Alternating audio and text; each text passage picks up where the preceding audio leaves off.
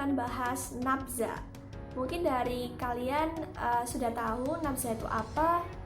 Oke, benar sekali. Nabza adalah singkatan dari 3 hal: narkotika, psikotropika, dan zat aditif.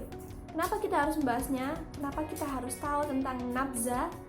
Nabza adalah bahan, zat, atau obat yang bisa masuk ke dalam tubuh manusia dan akan mempengaruhi saraf pusat atau otak, sehingga menyebabkan gangguan kesehatan, fisik, psikis, dan fungsi sosial karena terjadi kebiasaan, ketagihan, dan kecanduan atau dependensi terhadap nabza. Tapi apa sih perbedaan dari 3 jenis atau 3 singkatan dari nabza?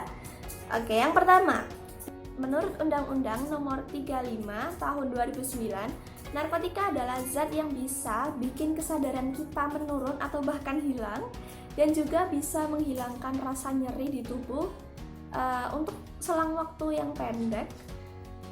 Zat ini, narkotika, bisa berasal dari tanaman, sintetik atau kimia, maupun semi-sintetik yang berasal dari zat opium. Kehilangan kesadaran yang dirasakan oleh si pengguna narkotika ini bisa terjadi karena pengaruh dari sistem susunan saraf pusat yang terganggu. Jadi saraf pusatnya ini, kontrol kita ada di otak ini terganggu karena si narkotika. Contoh narkotika: ganja, heroin, kokain, morfin, opium, dan lain-lain.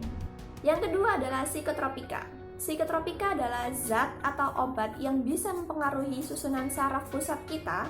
Dia mempengaruhi aktivitas mental dan perilaku seseorang atau pengguna, biasanya jadi lebih hiperaktif. Contoh psikotropika adalah ekstasi, sabu-sabu, LSD, amfetamin, diazepam, nitazepam, dan lain-lain. Jadi, perbedaan yang mencolok antara 2 psikotropika dan narkotika adalah narkotika ini kehilangan kesadaran atau kesadarannya menurun. Psikotropika ini dia mempengaruhi saraf pusat sehingga jadi lebih hiperaktif. Lalu bagaimana dengan zat aditif? Zat aditif, golongan ini merupakan zat selain narkotika dan psikotropika yang dapat menimbulkan ketergantungan, memabukkan, hingga ketagihan. Contoh zat aditif ini seperti tiner, lem, cat, bensin yang bila dihisap, dihirup, dan dicium dapat memabukkan.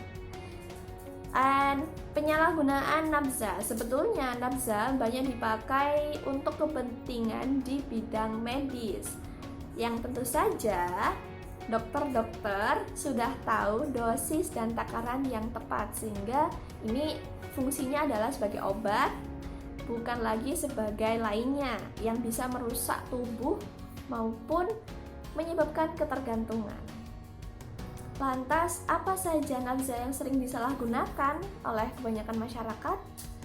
Lalu efeknya apa sih? Dampaknya apa? Apakah sebegitu parahnya untuk kesehatan kita, diri kita? Simak di video selanjutnya. Dadah!